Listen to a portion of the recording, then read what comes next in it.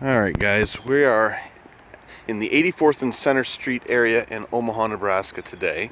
An area that's densely populated with ranches, some split levels, very mid-century kind of feeling neighborhood. This neighborhood kind of sprouted up in the 50s and 60s, really kind of was established kind of mid-50s era.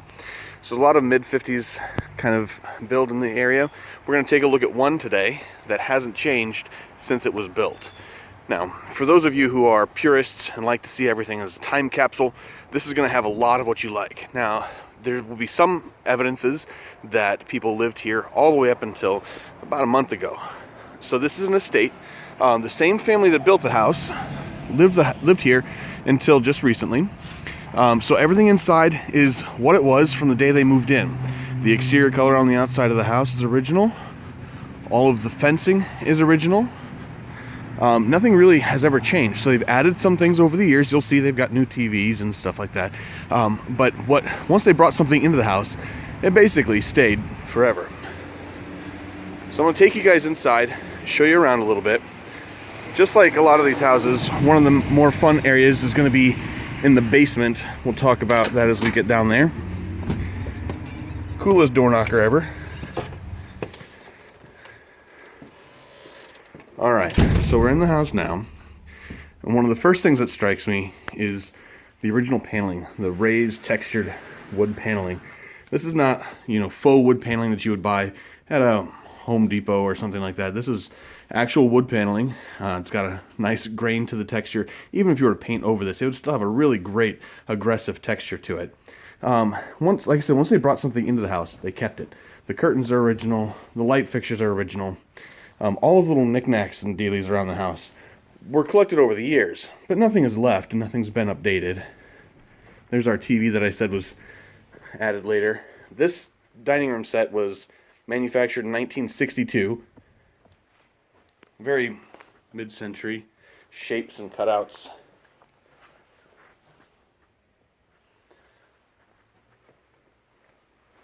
The light fixtures, if you've seen my other videos, you know that I'm a sucker for original light fixtures, because I think there's so much creativity that goes into light. It's sort of the jewelry of the house. So I'm always really excited when I see original light fixtures. It's easy for people to tear them out and replace them. So when I see original ones hanging in places, I get really excited. The bathroom is super great too. Now, nobody would ever make a bathroom with pinks and greens like this nowadays, which is one of the things that makes it so charming overall. Even the paint finishes, nothing has changed, right? So, again, there's going to be signs here and there that people have lived here since the mid-50s, but again, that haven't taken anything out or reduced any of the charm of the house.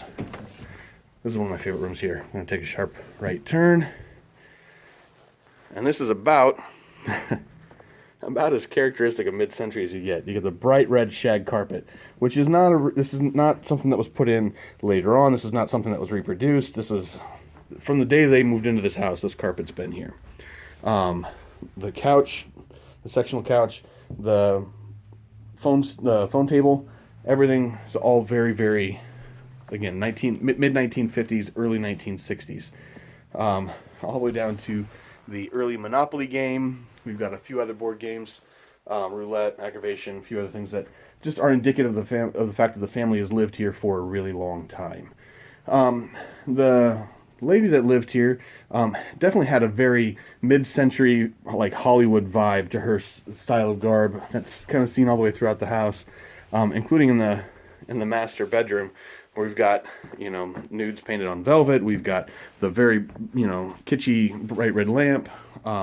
Very much, mid-century style, like makeups and perfume bottles. Those by themselves don't have any architectural history, but they just show the texture of the kind of people that lived here. We have the shaggiest bedspread I've ever seen. It looks like a Muppet. But fantastic. Again, this is probably not, mid-50s. This is probably, late 60s, early 70s, but still super, super cool. We've got all the old fittings in here, the original globe, the old telephone. Lots of fun things to go through in here. I wish that I had the time to go through all of the neat things that I found in the house, but really I'm just trying to show you guys the house itself. They will be having an estate sale, so sadly a lot of these things are going to be leaving the house, which is a pity because when you have a house that's this intact, you almost want to see it just encapsulated almost like as a museum or a movie set or something. I have the oven on right now. You guys can't see the heat, but I can feel the heat. I did turn it on just so we could verify that it does work. So this is the original oven in very good shape. It is still hitting temperature, so it's still doing what it's supposed to do. So we've got a more modern refrigerator. Again, signs that the family has continued to live here. But the kitchen overall, these are the original paint colors. All the original curtains and everything. All of this is very, very indicative of the time that it was built. None of the paint colors in the house have changed. So there have been a couple of rooms, they said, that had been repainted over the years, but they were painted the same colors. So all of the colors in the house are original, down to the sort of that pickled finish on the woodwork. In the basement, in the last couple of videos I'd done when I'd go down the basement, people would talk about the asbestos and the texture or something like that. Well, of course there's asbestos. In every old house there's asbestos. The house itself is probably 60% asbestos. This section of the basement is largely unfinished. Pretty typical of a ranch basement. Not a whole lot going on here. You know, kind of shower stall, toilet sink. What I really like is the workbench area. You can learn a lot about the guy that lived here by what he keeps on his workbench. So when you have, you know, all of the little drill bits and pieces and stuff, and you can see the way that he organized things, just shows kind of an idea of what types of projects he would take on. I really, really like seeing old workbenches. Old guy workbenches are the best. A lot of other storage in here. There's a door that leads through to the finished side of the basement here that's been covered over with shelving, but that's okay. We can see the whole room from the other side. I'm going to take you guys around over there right now. Maybe the coolest basement.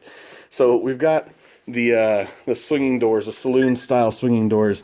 Again, mid-century cowboys were very cool. The Wild West was popular again. So we've got the swinging doors, this really fantastic mural. So the house was built, apparently this was a mural that was given as a gift by the family's mother or mother-in-law. She painted this mural as a gift to them when they moved in. But look at, we've got brandings in the woodwork up above here, and the beam up above in the mantle. We've got, you know, just like ranch brands, which is fantastic. Really gives a very, you know, cowboy feel to the basement, but it carries all the way across. This is such a cool area to spend time in. I love the couch, the white leather couch. It is a sectional. It's been divided up. So there are two ends here, and the corner piece is actually over here. So it's meant to be a sectional. But we've got embroidered cowboys and horses and horseshoes and this stuff. This is really, really, really a fun thing to find. Would it be practical for decorating today? Well, probably not. But it's very indicative, again, of the era that it was put in. A very cool thing. So as we pass over close to the bar, we start to get into, you know, some of the Elvis stuff. There's a lot of stuff back behind the bar and a couple of other places. They were very much into Elvis. Again, just indicative of the era. But definitely a space where they spent a lot of time, right? So we've got, you know, paintings of the West down here. We've got a bar with, you know, saloon style light fixtures. The Longhorn steers, or the Longhorn steer horns up there. Just really a lot of fun. In the back, again, if I had time, I'd take you through all the kitschy little things that they've got back here. And for some of us, that would spend, you know, we could spend days and days looking at all the things and reminiscing about those. So I don't have time to do that today. But I really just wanted to show you guys what a cool basement this is, what a cool house this is, and just to show the value of something. We're always in such a rush to remodel things and to update things without really appreciating the value of what is really in place. Hopefully you guys see things like this and you second guess, should I, you know, tear everything out of my house? You know, I just bought a house. Should I really go through and revitalize everything? Maybe not. You know, maybe it's worth holding on to because there's an aspect of this that, you know, could have been wiped out ages ago. Somebody could have come down here 15, 20, 30 years ago and said this looks outdated and torn it all out. But then we wouldn't have this really, really great basement and everything else we saw in the house upstairs. So until next time, I just wanted to bring you guys in and show you another really cool house.